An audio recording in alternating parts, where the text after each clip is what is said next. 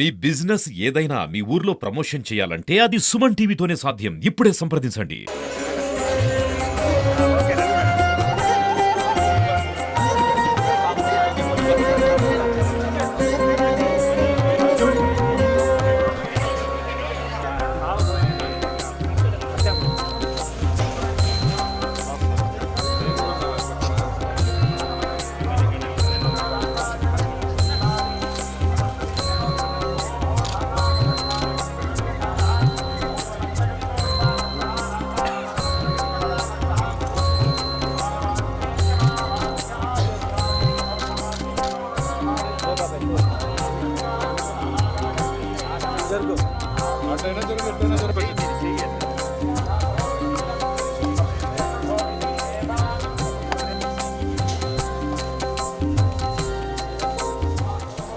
గౌరవ తిరుమల తిరుపతి దేవస్థానం చైర్మన్ గారు నాయుడు గారిని ఈరోజు మర్యాదపూర్వకంగా కలవటం జరిగింది.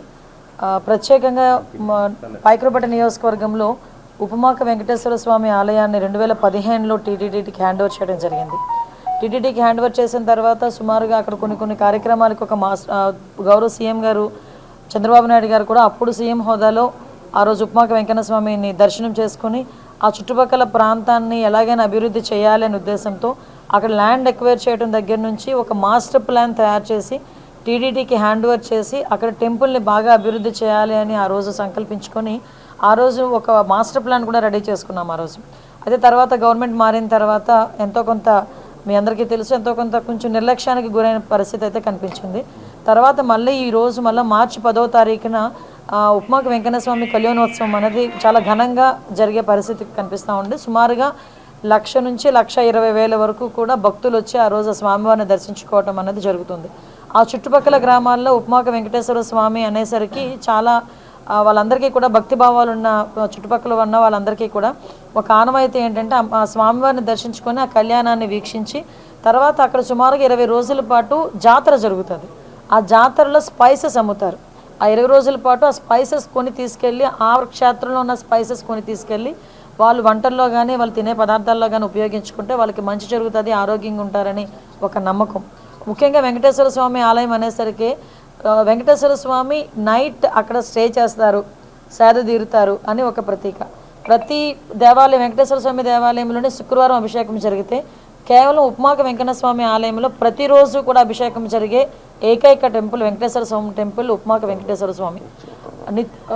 మనకి నిత్య ఉత్తర ద్వార దర్శనం కూడా జరిగే ఏకైక టెంపుల్ అది వెంకటేశ్వర స్వామి టెంపుల్.